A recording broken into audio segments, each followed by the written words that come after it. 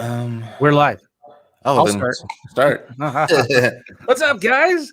I'm Joe, and I'm with the one and only Matt Theriault, wherever he is over here. And hope you guys are doing well. This is our Creative Financing Lab weekly podcast. I'm glad you're here, and I'm excited about this show. We're going to talk all things creative financing. Pace could not make it today because Can we tell people what he's doing? Does everybody know? I have no idea. I wouldn't know. I wouldn't know either, but he's doing something really cool. And let's just keep it a secret to kind of build the suspense and let it hang out there. But he's doing something really, really cool with Jamil, the one and only Jamil Damji. So, guys, on this podcast, I thought we would just keep it real simple. And we want to answer your questions about creative financing. Jay is in the house. Let's go. Come on. Oscar is here. Edwin, let's go. Big Investor, the #1 show on the planet. Wow. I don't know. Hey. Well, thank you for that. That's nice. Yeah. It's pretty good after just 2 episodes. Well, 3. This is our 4th. All right. I think. But anyway, we're glad you guys are here. And even without Pace, who couldn't make it, he apologized. He's got something really, really cool that he's working on. And I don't know if we have permission to tell you what it is yet, but you're going to know soon enough. Sam Kemp knows. Oh, yeah. So, yeah, he's filming for his TV show. Yeah, he's gone Hollywood on us. No, but he didn't go to Hollywood. I think they're filming it in Phoenix, aren't they? Yeah. So what is creative financing? It's where you, that's a great question to start off with. What do you say, Matt? Yeah. What is creative financing? Creative financing. Well, financing is where you're using your money to transact, right? Creative financing is where you're inserting your ideas in place of the money. And that's a great definition. Part. And so we call those ideas terms. You'll hear them referenced that way.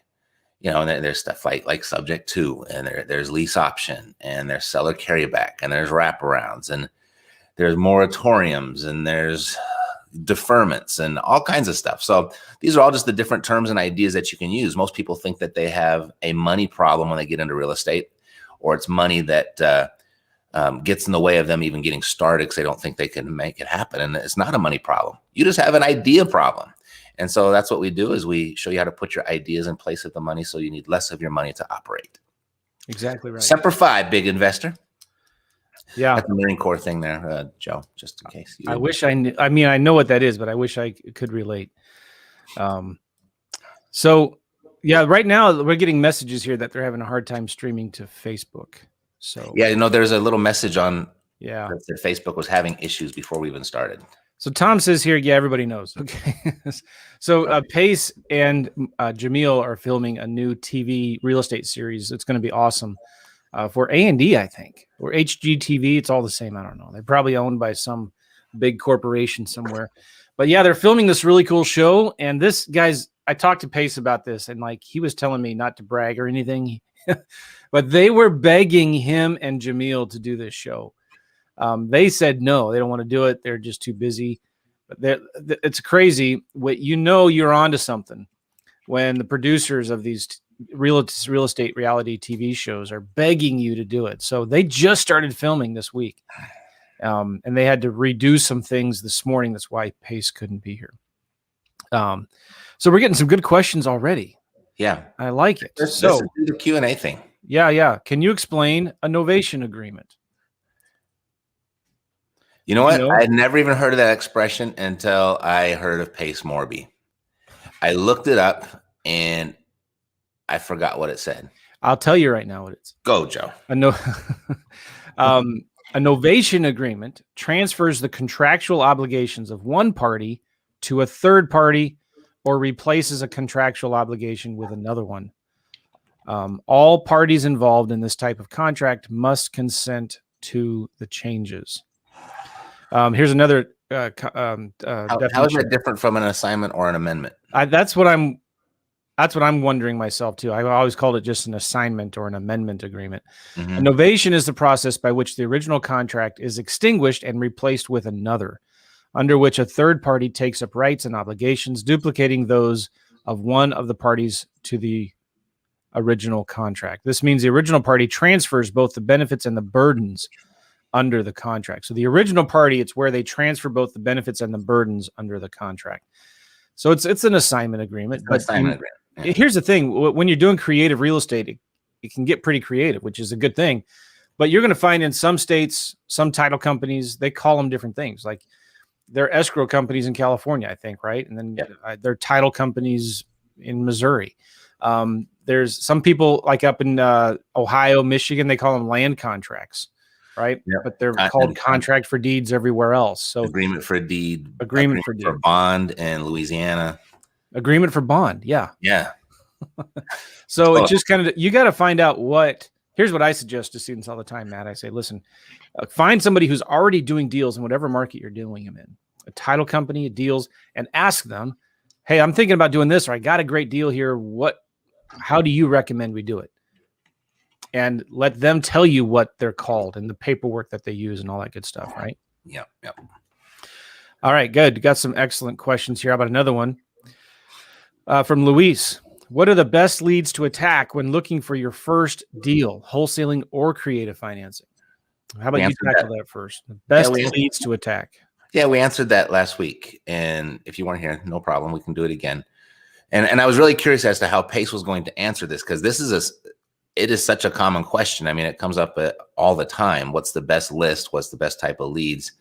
And our answers were exactly the same. And I was really relieved to hear it, because I've always been looking for that great answer that satisfies everybody. But they're the same leads that you would go after regardless of what you were going to do, right? A deal is a deal. You're looking for an equity position, or you're looking for a cash flow position, or you're looking for both. And the only way you're going to get that is through a motivated seller. So now you have to retrace that, or backtrack that, or reverse engineer that. What causes a seller to be motivated? In our world, the motivation is kind of a good thing, right? We want to be motivated each and every day. But in the seller's world, when they're motivated, typically something not very good is going on in their life, and there's something more important or a bigger problem that they're dealing with than them trying to get full price for their house. They need money, they need it fast, and they need it simple and easy without a lot of effort. And so the types of things that cause a seller to agree to a creative offer or a discounted offer are, you got the death, and you got the disease, and you got the drugs, and you got the divorce, and then you got the delinquencies, and you got job loss and probate, and all types of financial distress, personal distress, and then the property itself can be in distress. So you're just looking for signs of distress with property owners, and you want to go and reach out to them. Yeah. Now, how do you find those distressed owners? Well, one more thing though. Yeah. Just to kind of finish up this question, because keep in mind when you're looking at those lists, there's deals in every single one of those lists. And exactly. But they don't guarantee that there's going to be motivation there. And here's a perfect example. I know I have a property in Memphis, Tennessee, that's been there for about 2 years. It's vacant. I think I might have an issue with the city.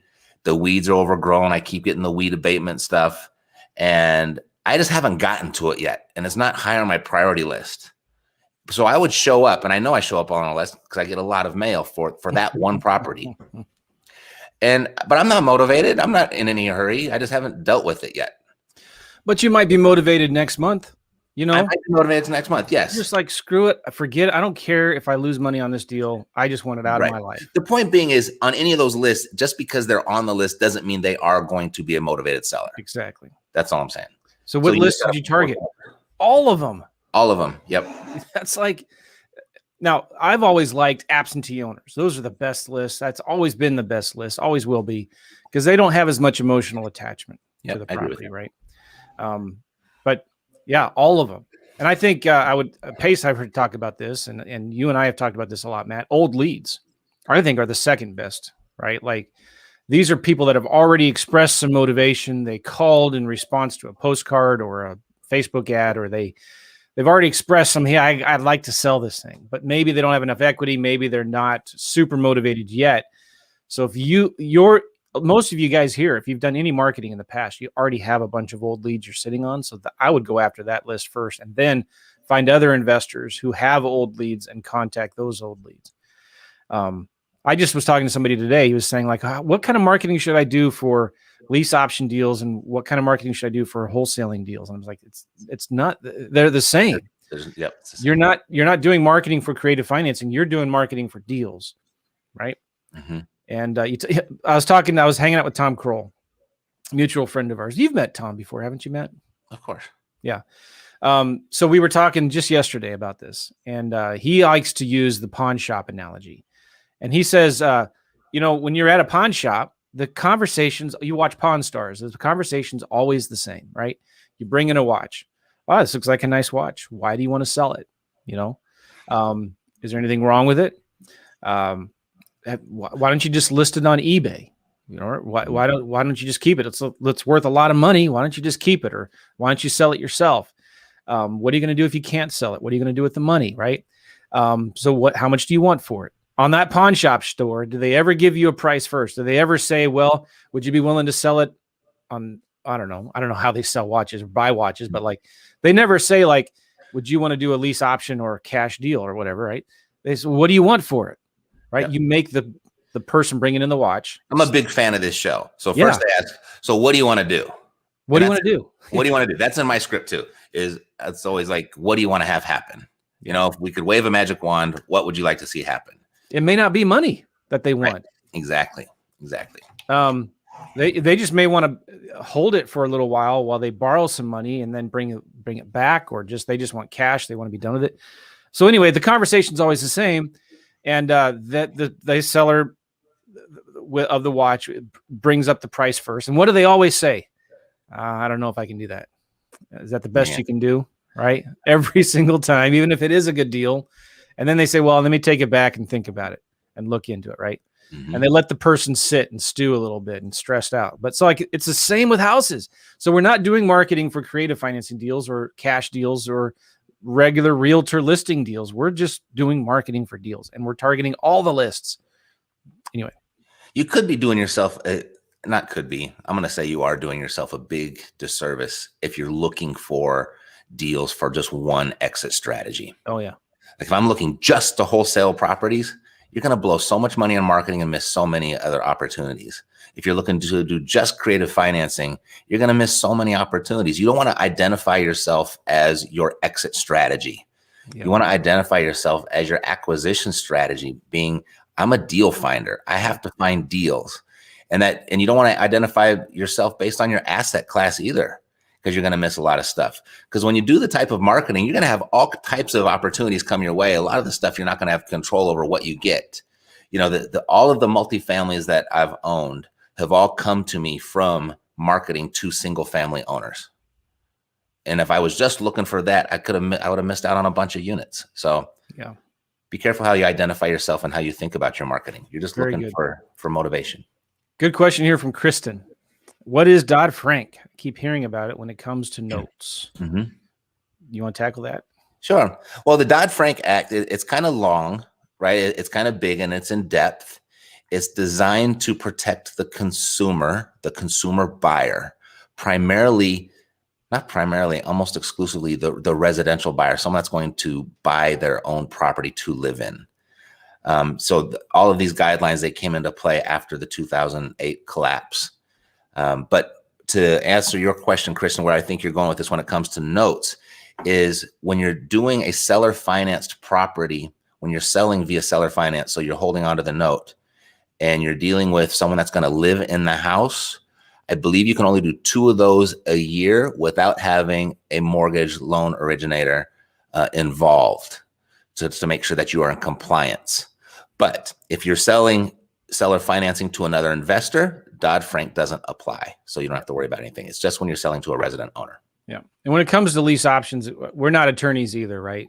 Lease options from attorneys that I've talked to have said to me, again, you got to talk to your own attorney and get legal advice from them, right? But like what I've heard from other attorneys is Dodd-Frank doesn't necessarily apply to lease options because it's not seller financing. It has to do with financing. Yep. Right. You're doing a lease with the option to buy. But you should still be smart about it, right? Don't put somebody in a house that they have no realistic chance of ever getting a mortgage on, right? Never put somebody in a house that, you need to still be working with a mortgage broker is what I'm trying to say. And that mortgage broker will tell you, yeah, that tenant buyer should have a realistic chance of getting a mortgage if they do this and this in the next 2 to 3 years or whatever. And you want to make sure that tenant buyer can afford the house. They're still putting good money down. And generally speaking, you don't want to do a ton of rent credits if you're doing lease options. I don't even like calling them rent credits anymore. They're seller concessions that go towards either their closing costs or to reduce the price of the home. But DoddFrank is important when you're doing a lot of seller financing deals. But the good news is there's a lot of licensed RMLOs, residential mortgage loan originators, I think is what it is, that can help you with that, right? So if whatever market you're in, find somebody else who's already doing owner financing deals, seller financing deals, and just ask them, who's the RMLO that you use, and connect with them, network with them. And I bet you Pace might even have somebody that he uses a lot. What's his service? The transaction coordination service? ConstantClose.com. I bet they'd figure it out for you. And that's the Pace's company, ConstantClose.com. Talk to them, and they'll be able to point you in the right direction. For my seller financing deals, my local mortgage broker that I've used for years and years can help me with it, but he doesn't do nationwide. Anyway, here's a good question from I can't pronounce it. I'll just read the question here. Can you do a wraparound mortgage transaction on an MLS property listed with an agent? Yeah, if they agree to it. Yep. It's always a little harder whenever a realtor's involved doing the creative financing deals, but it can certainly happen. And it kind of depends on the price range too. Sometimes it's easier to do on cheaper properties than on more expensive properties. The agent, they care about the client being taken care of, but they also care about their commissions. So you're just going to have to find a way to make sure the agent gets paid. And normally on creative financing deals, if it's listed with an agent, I'm going to give the seller enough money, down payment or option deposit, so they can pay the agent something, at least 1 month's rent. And then the agent can get the rest of their commissions if and when, on a lease option specifically, if and when I buy the house in 3 to 4 or 5 years. Now, if it's kind of a subject to, you are buying it, so you just got to be aware of that, or land contract, you kind of are buying it, so you need to give the seller enough money to make that agent happy. It doesn't have to be all of it up front either. It could be, I'll pay you some now and the rest in a year. That's all negotiable. But the listing agent is not representing you. The listing agent's representing the seller, and the seller is the one who pays the agent their commission. So you need to let them figure it out and worry about the paperwork. You don't have to be involved with that. Prepare to be seriously frustrated if you try to do that, though. That's true. Okay, here's a good question, I think. When looking at wholesaling your creative deals, do you have to convince your buyers, or are they already open to it? Good question. Matt, let me ask you something. Have you ever wholesaled your creative deals to another investor just to get out of them? No, I want them all. Yeah. I don't want to wholesale them.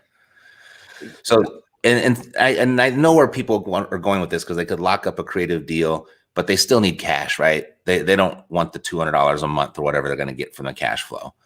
Yeah. The way that I get cash and cash flow from a creative deal without wholesaling it is I borrow more for the down payment, or bring in a partner, and I borrow more than I actually need.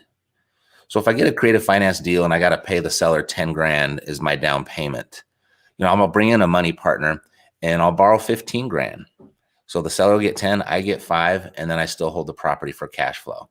So that's the way I prefer to do it. But to answer your question, if I were looking to do that, do I have to convince buyers, or are they already open to it?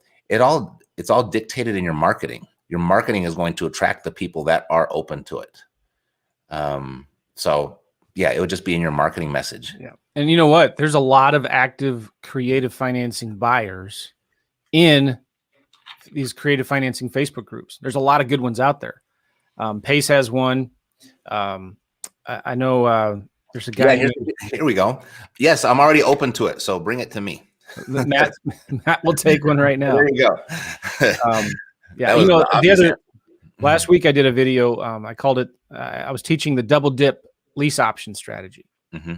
And the double dip lease option strategy is where you get a property under lease option, you put a tenant buyer in it, and you collect 5-10 grand from the tenant buyer, but it's a good cash flowing deal. There's a little bit of equity in it. You can sell that contract to another investor and be done and out of the deal and get another $10,000 assignment fee from the investor. So if you're cash flowing, let's say conservatively $200 a month, and that's $2,400 a year.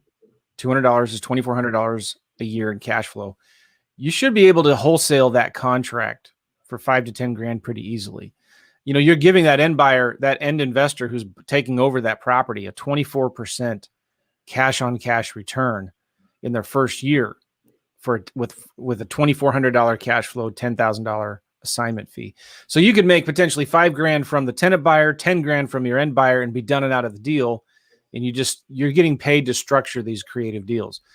And how do you find those buyers? Well, they're already buying properties, you know, in those areas, but also network in these Facebook groups.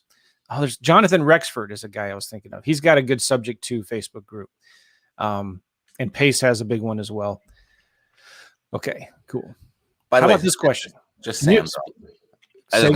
Sam, if you have a creative deal that you're looking to wholesale, call me. I will take it. You go. If the cash flows, I'll take it. Abiud. Can you explain subject to purchase? I'll just take that real quick. A subject to purchase is when you buy a property subject to the existing mortgage. So you're basically taking over the seller's mortgage. You're getting a contract for the property. You're taking over the deed. The mortgage stays in the seller's name. And usually, I don't know, depending on how you do it. When I used to do a ton of them, I would have a balloon typically in 5 years. Now, Matt likes to take them longer. I know Pace takes them longer too. So just kind of depends on the deal. Do you want to add anything to that? I mean, I like them. Subject to has always just been kind of a bridge transaction for me until I could get more permanent financing in place. I mean, if the terms and of the deal are really favorable, I mean, I'm going to wait for more favorable terms to refi out of there. But my concern is it's always just putting, if I were to put a bunch of money in, say, to rehab or maintenance of the property, I just don't want to get stung or burned somewhere down the road with that. It never happens. And I know it never happens. I only know one person, and it happened to be a student of mine that got called on the due on sale clause. But I don't know. It's just a comfort level, right? I still do them all the time, so that it's not like I'm afraid of them. But I'm always thinking, how do I transition to a more permanent situation? And that's important too, because you need to be prepared if and when it did get called due. Would you be able to? Do you have the private money in place, or do you have a relationship with a local bank that you can, get a new mortgage for the house? Cool. Good question here from Big Investor. I love vacant land. You know what, Matt? Just yesterday, we got a contract signed for a 12-acre lot in Texas near Jasper County for about $12,300. So it's about $1,000 an acre. Nice. And they're worth about $4,000 or $5,000 an acre. So we bought it for 20 cents on the dollar. Not seen it yet. We never even talked to the seller. We just sent some direct mail. They called us, said, I'm interested, left a voicemail. We sent them an offer at 20 cents on the dollar based on what other similar properties are selling for. And 3 months later, Matt, they signed the contract and send it back. And we have never even talked to them. So we're doing our due diligence now. But I love vacant land. It's a great way to make a quick dollar.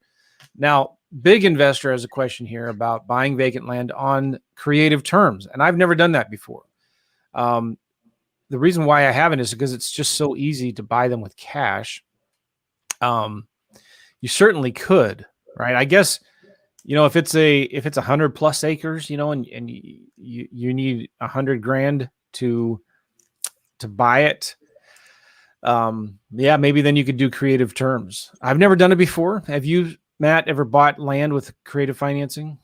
No, I have one lot. I took what's the guy's name that we know that teaches the land course? Jack Bosch. Jack Bosch, yes. I got his course. I sent out one piece of marketing. I got one contract back. Everything worked just fine. And so I stopped doing it. That's what us entrepreneurs do, right? We find something that works and we go try to do something else. That's the definition of an entrepreneur. Yes, exactly. So I have this one piece of land. But my position is that I would like to have financing on everything. Yeah. I would like to buy everything on financing. If I have the cash to buy one, I could buy maybe 3 or 4 with the financing. So I'm very much a control, buy and hold person. Yeah. I'm very, very in tune right now, and we don't have to get too deep in this unless you want to, but I am really, really in tune with the amount of stimulus that's being printed. I'm really in tune with the inflation and how that's going to impact us. I'm very in tune with really stripping all the equity out of my properties right now. I want long-term fixed debt on income producing assets. And so I'm really focused on that. I'm actually very concerned about the country and the way that we're going. And I'm not even talking a political aspect. I'm talking about monetary policy.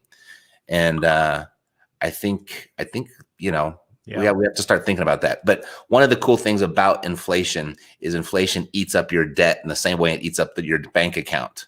So if you're holding a lot of debt and you're on the right side of the economy, and that inflation is eating that up and reducing the power of your debt as well. So, yeah. And do you feel like we're more likely to have inflation or deflation? I mean, based on what has been printed already this year and what is being proposed, we're going to learn a whole lot more tonight. I know the president is speaking, but there's a $10 billion stimulus year.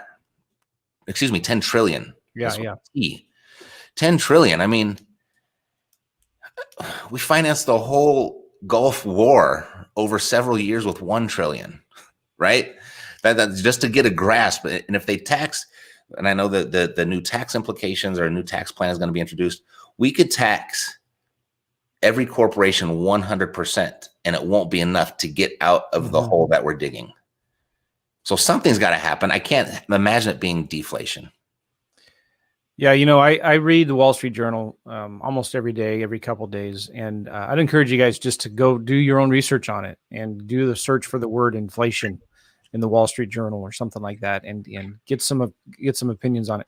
I will say this too, and I've thought about this. Like maybe I should, I don't know. We've done 30-something land deals, and how many more deals have I missed? Because maybe I could have offered the seller 10 grand for cash, or 15 grand with payments over 5 years, right? Yep.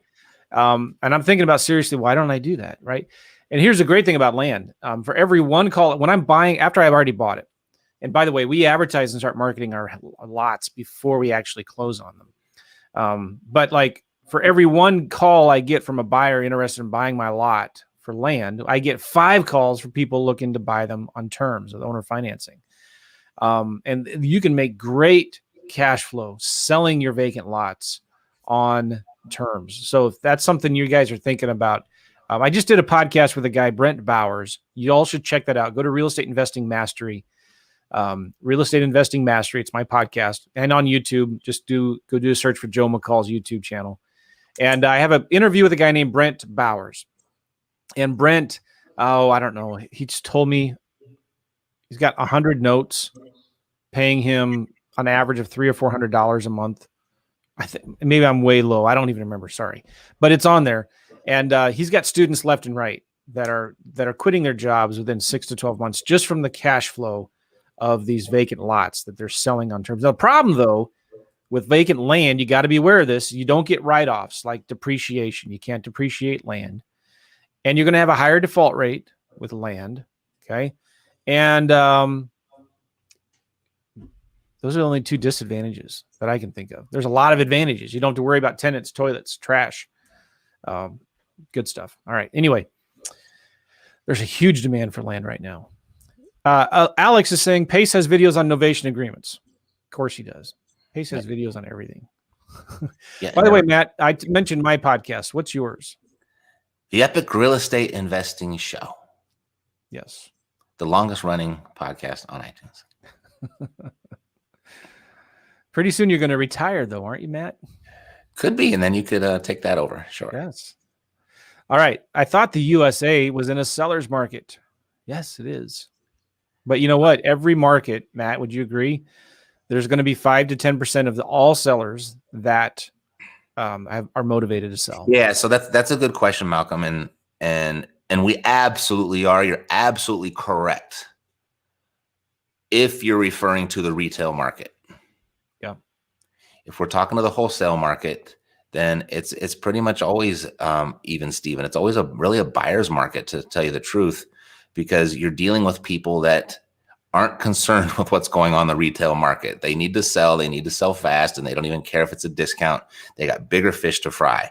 Yep. So you got to be really careful when you're looking at the type of what the market conditions are doing, because there's a retail market. That's 95% of what's going on. That's what you're going to read in the paper. It's what you're going to hear on the news, and it's what you're going to hear when you're talking at cocktail parties or with your barber or whatever it may be. That's all that the general public knows, is what's going on in the retail market. We don't play in that area. We play on off market. And, that unfortunately, all that giant list of motivating events, it kicks people in the teeth every single day.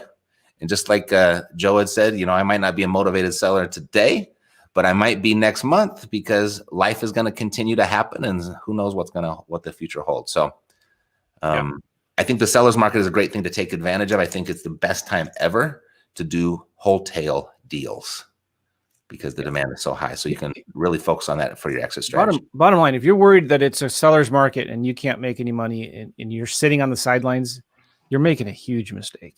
Huge mistake. Right? There's never a bad time to be in the market. Never a bad time to buy and sell houses, right? If you just look at the big term picture, the population of the United States is going to double in the next 50 years. That's what I've heard. I don't know if it's true or not. The population of the United States is going to double in the next 50 years. Let's say it's the next 100 years. Where are all those people going to live? There will always be demand for housing. People will always need a house over their heads. And did you know what else? 1/3 of all homeowners in the United States own their house free and clear. They do not have a mortgage on their house. So there's a lot of properties out there with a lot of vacancy. People still die in a seller's market. People still have tenants that they have to evict. They still lose their jobs. They get job transfers. Get divorce. So they're still out there. All right. Got a good thing here from Dominic. Look at this. I'm a couple deals in. Fired myself from my 9 to 5 this morning. Ready to get going. Full speed ahead. Awesome. Congratulations. That's awesome, Dominic. But let me ask you something, Matt, related to that. Mm-hmm. When's a good time to quit your job? What do you tell people? Like, I've done a couple deals now. Should I quit my job or not? Or when? What do you think when you look at the line where I'm actually losing money by being here? Mm-hmm. I think that's a good spot. And I think the other I did like the 5 things, this video like 3 years ago, 5 things you need to do before you quit your job. But one of them is to make sure, or to understand, that when you do quit your job and you go out to be your own boss, which has a really nice ring to it, a nice feel to it, understand in the beginning, you are also your own employee, right? And what people will kind of like, they want to get work so quickly and transition so quickly to be working on their business, and forget that somebody still needs to be working in their business, particularly in the beginning. And so that would be the big things, is be ready to make that commitment, that you, just the way that your 9 to 5, like yesterday, Dominic, you reported to work and you had a list of responsibilities, and you had to be there for a certain amount of time, and you had to perform those responsibilities yesterday, or your boss would have fired you, or you wouldn't have had that job. Understand that you have a new list of responsibilities. You have to report in every day, and you have to do them consistently for yourself also today, now that you're your own boss. Yeah. For me, when I was working my 9 to 5, my goal was originally to have at least 6 months of savings in reserves before I quit my job. And I found that I just couldn't do that, because I was doing so many deals. I couldn't do any more because my 9 to 5 was holding me back. Mm-hmm. So I changed it, and my wife was cool with it. I just said, listen, all right, how about this? I can do deals 3 months consistently. I can do enough deals for 3 months in a row that I know I can make enough money to replace my income. And then we both felt comfortable with that. And I did. So I was just flipping lease options at the time is what I was doing. And, I was making $7,500 a month on my engineering job, about $8,000 a month. And I was consistently 3 months in a row making about $12,000 a month. And I knew I could be doubling, tripling that if I just had more time. And that's when I said, all right, I'll quit my job. But it's best if you can have money in the bank to give you some cushion. But sometimes for some people, that may not be possible, number one. But number two, that may be holding you back from going all in and saying, all right, well, I'm going to do this come hell or high water. I'm going to do it or die. So sometimes you need that kind of, screw it, I'm doing it, to finally get going when your back's against the wall. I would also say one more thing on that really quickly is that while you have your job and if you have a decent credit score, don't leave until you can maximize all of the bank financing that you're able to get. Oh, great point. Because once you leave that job, you can say goodbye to that opportunity for a little while. Yeah. Great point. Hey, if you're just joining us, this is the Creative Financing Lab. I'm Joe McCall, Matt Theriault from Epic Real Estate Podcast, Epic TV. Go check out his YouTube channel. You can find me on YouTube as well. Just search for Joe McCall. I have the Real Estate Investing Mastery Podcast. Pace Morby is normally here with us. He is filming right now a show with Jamil for, so I think it's an A&E show that they're doing, and which is going to be cool. It's going to be awesome. It's going to be really funny. I can imagine seeing those two guys together. So I'm looking forward to that. But they're filming this morning. So Pace texted us, said he apologized he couldn't make it. He'll be here next week, though. Yeah, he will be.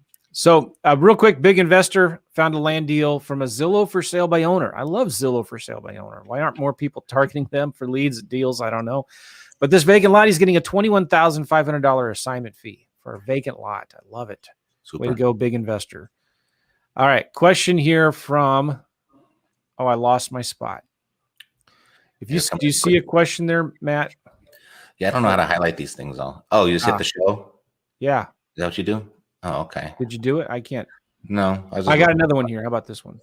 This is from Samuel. I have a subject to lead that owes $50K on a property worth $40K. $406 PITI. So his total principal, interest, taxes, insurance payment is $406. It's a Section 8. It's getting $850 a month in rent. It's a rough area. The seller wants $62,000. How do I calculate if this is a good deal? And how can I do it with no money? Interesting. This is a Class D property, I would guess. Not sure where it is, Samuel, but I'd tell you what I would do. I'd probably pass on it. I don't like houses in those areas, personally, for me. What would you say, Matt? Yeah, that was my first thought, is that I purchased probably over 100 properties that would fit this criteria. And they just became such a tough management issue for me. And even if this cash flow comes, I was trying to do this cash flow thing. So if we got 850, I like to use times it by 60% minus 510 minus 406. So you're gonna cash flow, if the management goes well, $100 a month. If the management goes well, and they want 62 on a property that's worth 40, so you're paying $22,000 over. And if you take that say you gave them the $22,000, and so if it's $1,200 divided by 22. Yeah, you're looking at a 5% ROI. There's no equity. It's going to be a management headache, and the ROI is really, really low. I would pass. Well, you know what, though? I would let me correct this. I wouldn't pass it. I would still make an offer. I would just make a cash offer. I would find out who are some investors that are buying properties in there. There's a lot of investors that are comfortable with that property that are looking for Section 8. And I would make an offer for 30. Now, he wants 62. And he owes 50. Yeah, it doesn't matter. I don't care what they owe. I'd still make a cash offer. I know I could sell that deal for 40 grand. So I would make him an offer for 30. And guess what? He's probably going to say no. Fine. But I'm going to follow up every 30 days. How's it going? Have you sold that house yet? Follow up every 30 days. And I tell you, you just got to give him some time to cook. That seller will get more and more motivated the longer they're sitting on this property. There's a reason why they want to sell it. Okay. There's a reason why they want to sell it. And they're probably sick of managing properties in that area. So make him a cash offer and just make it again 30 days later. Make another offer in 30 days later, because you can sell that pretty quickly, probably for 5 to 10 grand assignment fee. I would also say any property that's upside down at this point in time, there's a story behind it. And it's probably not a good story that you want to take over. Yeah. So here's the thing, though, Matt. I mean, if you ever made an offer on a deal less than what the seller owed, the seller accepted it and then brought money to closing? Of course. Of course. Yeah. Yep. So it definitely can be done. We've had a seller one time. We told them, Mr. Seller, this isn't going to work. How much would you pay us to buy your house? I was like, what? How much? Yeah. How much would you pay us to buy your house? I don't remember how that deal ended up, but there's been deals where the sellers have brought 5-10 grand to closing for us to buy it. So always make an offer, but make an offer for the numbers that work for you. Don't make an offer based on what they owe. It doesn't matter what they owe or what they want. Make an offer and follow up. So we need to hustle because we've got to be off in 15 minutes. We got a lot of questions here. Hey, Tim, glad you're here. You're new to the business. Okay, good question. We'll just cover this real quick because we've kind of already talked about it. What are some of the best ways to handle the due on sale clause with subject twos? Well, number one, you have to fully disclose to the seller that there is a due on sale clause. The bank may call it due, and you just have to know that. The second thing is you need to make sure you don't do anything that makes the bank, that raises red flags for the bank. So make sure you get the right insurance. Make sure you're using a title company to close these deals. Pace has a company called ConstantClose.com that can handle all of that for you. And make sure you never miss a payment. Okay.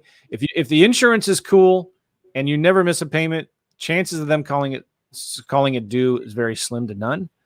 So just don't be stupid. You know, I talked about this on our first podcast. I think I've talked to people at the banks like City Mortgage Bank, and I asked them, do you know what a subject to is? And they go, yeah, we know what they are. We know you guys are doing them. It's really not that big of a deal. But if you force our hand and if you force us to call it due, we have to. You just have to make sure your insurance is good. Now, this is just one guy that I talked to. And so don't quote me on this because that may be not their real policy. And if they were to find out that guy said that he might have gotten fired, I don't know. But so just be aware of that. Just make sure you're doing it the right way. Tom Kroll's in the house. Bam. I just was hanging out with Tom. We were just talking about him. You hang out with Tom? Yeah. You tell people about that? Yeah. Tom is a good guy. I know he's got his enemies. No, he doesn't really. He's got one or two enemies. No, he's a great guy. I'm just playing. I know if he's listening, that was for his benefit, not mine. He's probably not even still watching this anyway. Yeah. What do you guys think of Chris Crone? Never met him, heard good things about him. Have you met Chris? Yeah, I used to work with him. I know. Did you really? Well. Yeah. I did not know that. I did. We ran a network marketing company together, and that was a long time ago. Really smart guy, great speaker, great orator, great salesman. Yeah. Stand-up dude. Love him. Yep. All right. What are some creative ways to dispo properties? It's called the flap your lips method. What are some creative ways to dispose of properties? It's called the flap your lips. It's getting on the phone and calling people. That's it. Is that really what he's asking, though? Well, some creative ways to sell your properties. Got it. Well, marketing. Okay, let me tell you. When it comes to wholesaling your property, selling to an investor, I like to get on the phone and call every single landlord, every single realtor that does any deals in that area, and just call them and ask them. I call other wholesalers. I call property managers, landlords, realtors, investors. I just call them. If you're selling your house like on a wraparound or on owner financing, Facebook Marketplace, signs work the best for me. You want to add anything to that, Matt? I would say, I mean, if you maintained a daily presence on Craigslist and you're on Facebook Marketplace, you're reaching a whole lot of people just by doing that. And then go ahead and describe the terms of how you want to sell the house in that deal. I don't think you need much more than that. And obviously, if you got a buyer's list, but yeah, there's so much demand out for houses right now. You don't need a whole lot of exposure to sell anything. No, just make a few phone calls to realtors and they'll help you out. All right. Pace is buying several areas of vacant land right now, creatively, that a student brought to him to develop an RV park in Texas. That's Sweet. great. Yeah, there's a lot of opportunity. What servicing company do you use for subject twos and wraps? Pace has a great company. I've never used them before, but I've heard good things about it, called Constant Close. Constant Close. That's his transaction coordination company, right? Right, but if for servicing the mortgages or the notes, they'll probably point you in the right direction. A company I've used before is a company called escrowserve.com, but it's spelled funny, ESCROSERV.com. Escrow, ESCROSERV, escrowserve.com. Sergio, I'll put it here in who we use. We've been using them for 10, 11, 12 years almost. Yeah. NoteServicingCenter.com. NoteServicingCenter.com. Yep. NoteServicingCenter.com. All right. We're going through these questions here. There's a million of them. You guys are Mitch has a company as well. His daughter does it. Who does? Mitch Stevens. Oh, really? Yeah. His daughter does it too. Yeah. Mitch Stevens has got a good podcast as well, and he's out of Texas. Another great creative brain. He'd great to have on as a guest here. Oh, he would be. Yeah. We should do that. Matt, I actually looked up your YouTube channel for updated real estate news. Great stuff. Oh, thanks, Kristen. Appreciate you. Matt does have a really, really good YouTube channel, guys. Check it out. It's better than mine because he just really puts a lot of thought. I put thought into my videos too, but Matt does a lot of research, and he's really, really good. I'd recommend. Yeah, the best way to learn something is to teach it. So I do a lot of videos on stuff that I want to learn myself. That's where I've gotten so deep into this whole inflation conversation. I heard the market is starting to shift. What do you guys? I've not heard that. Have you, Matt? No. Din, good morning. What's going on? St. Louis in the building, in the house. That's right. Go Cardinals. They beat the Phillies last night. How are the Dodgers doing, When Matt? was the last time they beat the Dodgers, I wonder? I don't care. The Dodgers are so far in first place that It's ridiculous. We forgot all about the Cardinals. Who cares about the Dodgers? You know what? Matt, I would love to go to a Dodgers game. A stadium. I've never been there before. That would be pretty cool. I'd love to do that someday. All right. It'll be on me, Joe. I'll make it happen. Nice. What about the big corporate buyers? Are you seeing any slowdown in corporate buying, Matt? I don't know the answer to this. I don't have a corporate buying contact. I just haven't needed one, and I haven't come across one. You know, I did sell one of my rental properties the other day. We refixed it up and sold it. We had 5 offers in 3 days, like 30 or 40 showings, and we sold it for about 20 grand, or about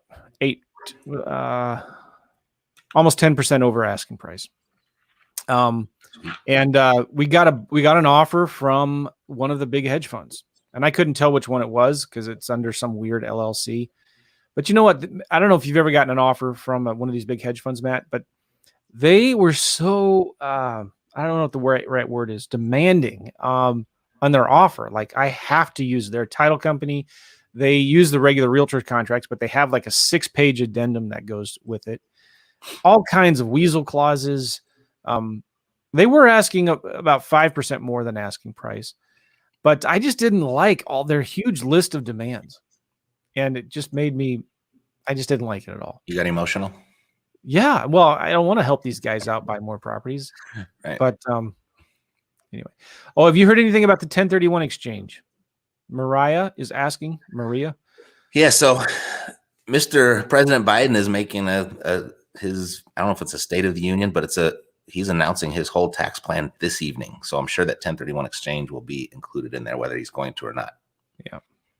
And you know, here's the thing too, you got to understand with politics. Let's say he completely abolishes the 1031 exchange. And I don't think he will. I don't know enough yet though. But if he does, it's not going to happen overnight. Usually when these kinds of initiatives happen, it actually goes into effect 1 or 2 or 3 years later, or it's a phased approach into it. So you'll have time to figure out and plan on what to do.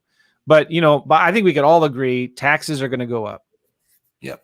And so what are you going to do about it? I don't know. I would think the more write-offs you can get, the better. But I don't know. I used to have it as a goal, Matt, to pay $1 million a year in taxes. That used to be my goal. I thought, oh, that'd be so cool if I could pay $1 million. But it's not, guys, it's not about what you make. It's about what you keep. Amazon doesn't even pay that. That's a big goal, Joe. But that's what I've always liked that about you. You're a big thinker. Well, this is a really long comment, and I can't type it in or show it because it's way too long. But Jesse, he's new to the wholesaling game. What do you think is going to work for yourself? Sorry, Jesse, I don't understand the question. Here's a question from Samuel. How do you lease option with other people's money without a lender? Well, you don't need any money or to borrow any money when you do a lease option. And you can't borrow money. That's one of the disadvantages to buying a house on the lease option. You can't borrow any private money on that deal because you can't you can't secure a note against a property you don't own. Yeah, just have to be a promissory note, personal. What's up, Edna? Okay, just a couple more questions here. This is a good one. Let's end with this one from David. What would you say is the best way to approach your day, week, task-wise for a new investor looking to start for the ground up on a wholesaler buy and hold through business? Okay, what's the best way to manage your day? Now, Matt, you got to talk about your scorecard. I love what you do with this scorecard. Will you talk about that? I happen to have one right here. Keep them handy all day long. Nice. So I created a scorecard I created a game out of real estate when I got started. And because there's things that you have to do on a daily basis, some of the things you're going to like doing, some of the things you're not going to like doing, but it doesn't matter. They still have to be done. And just knowing how human nature works, that if things are fun, we're more inclined to do it. So we created a game out of it and just put all the money-making activities on a scorecard, and then assigned a point value based on how important they are to do during the day. And then we have these little check boxes. Every time you perform one, you go ahead and you check a box. You just start every day. You pull out a new sheet. You start from the top and just work your way down. Yeah. And that's how it works. Can you give us some examples of what those daily activities are? Yeah, sure. Are? So, we make it really simple to get started. You can start by just reviewing your goals. Remind yourself of why you're getting up and going to work in the first place. Okay, so that could be one thing. We could do personal development, right? So you could listen to a book, an audio book, listen to a podcast, watch a webinar, whatever it may be, go to a seminar, something like that. I always like to put practicing my scripts in that area and trying to just warming up your mouth, warming up your mindset before you even start talking to people. So you can do that for 15, 30 minutes. Then we start with our attracting activities. We divide our whole business up into attract, convert, and exit. So attract is what our marketing is. We start with broadcasts. So you could broadcast email, you could broadcast direct mail, you could broadcast ringless voicemail, you could broadcast text messages, but just send a broadcast out there into the world each and every day of some sort to start bringing in incoming inquiries. And then placing ads. So there could be classified ads, it could be bandit signs, it could be social media ads, it could be pay-per-click ads. So you want to get your advertising and put up a new ad, at least one every single day. Probably a lot more. And then you just start talking to people, and you're going to initiate that contact by dialing the phone or knocking on doors. You're going to return phone calls, and you're going to set appointments. Mm-hmm. And you want to set those appointments so you can put yourself in a position to create or to present an offer. And that is the goal every single day. So David, to make it really, really simple, wake up every single morning and decide who is going to get an offer from me today. And don't quit working until you've presented at least one offer. And after a year, that's 365 offers you have written. That's typically 360 more offers than most people do a year. I love it. But make it that simple. One offer a day. And how many deals are you going to close off of 365 offers? I bet you close at least a dozen, one a month by just that simple practice. Yeah. Yeah. And I love that because you get points based on how important the activity is. You get more points the more important the activity is. So you get more points by talking to a seller and making an offer than you would with posting a a Craigslist ad or something like that. So people are asking, Matt, how can they get that scorecard? I'm looking to see if oh, look at that. It's a really old domain name, and it looks like somebody else has it now.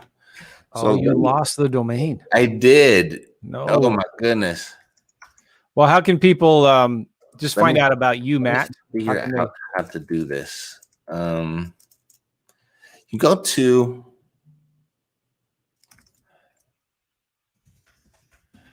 Let me see. I'm just checking another domain name really quickly. Matt, by the way, everybody has 100 million domains. And I got so many. Each one represents a great idea I had in the shower one day. And but the cool thing about it's easy to find because every domain has the word epic in it, which is nice because like if he wants to sell something about crochet, he could do epiccrochet.com and he will get the domain. And if you see that E on his hat, Epic Breakthrough. Yeah, go there. And I think that's going to lead you to the scorecard. Epic. Sorry about that. I wasn't even prepared to talk about that, or else I would have been more prepared. Well, you could. Oh, it's a creative financing 21 creative financing terms. Okay. Oh, wait a minute. I know where I can go, where we have it, Joe. Okay. At mindmeister.com. We've got the Google link there, right? You won't have to opt in for anything. Our old mind map? Our old creative financing lab thing.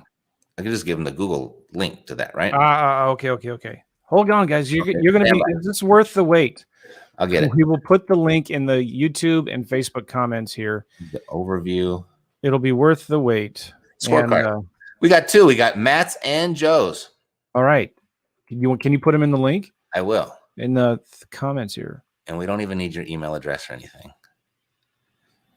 Okay. Yeah, so Matt and I did a class called Creative Financing Lab a year ago. It was really successful. A lot of students crushed, are doing deals from it.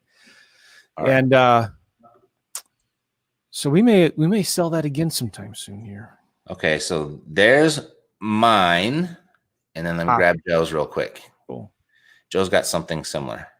Now, if you guys are watching this later, and or you're watching this on Facebook, because we've had some problems streaming this to Facebook today, and you don't see the link, go to our YouTube channels. You will find this podcast right now on YouTube. Look in the comments down below the comments, either on my channel or Pace's channel or Matt's channel, and you'll see the link to these scorecards. It's just a Google Doc sheet, so you can make a copy of it and download it. All right, so there's cool. Joe's scorecard. So now you got both. All right. Yes, really important, guys. I mean, I'm telling you, when I'm talking to a student who's struggling, I say, "Show me your scorecard," and within like 5 seconds, I can figure out what the problem is. Yep. They're focusing on their own things. To use it. Yep. Guys, we appreciate you very much. Thanks for being here. Thank you, Matt. Yep, it's been fun. Likewise. Looking forward to the next one. Pace will be with us on the next one. But we're glad you guys are here. We appreciate you all. Go check out Matt's channel on YouTube, Epic Real Estate. Go check out mine on YouTube, the just Joe McCall. I need to come up with something better, but we both have podcasts. You can look us up anywhere you listen to podcasts, and we appreciate you all. If you like this video, please give us a thumbs up, subscribe to our channels, share it with somebody. We appreciate you guys very, very much. And I'm gonna post one link in here too if you're interested in working with me. I have a new program I just started called partnerwithjoe.net. Partnerwithjoe.net. And I have a software that helps you calculate offers that I give away for free there at partnerwithjoe.net. It helps you create owner financing, lease options, and cash offers. So we'll see you guys later. All right. Take care, Joe. Bye, thanks, everybody. Matt. Bye-bye, everybody.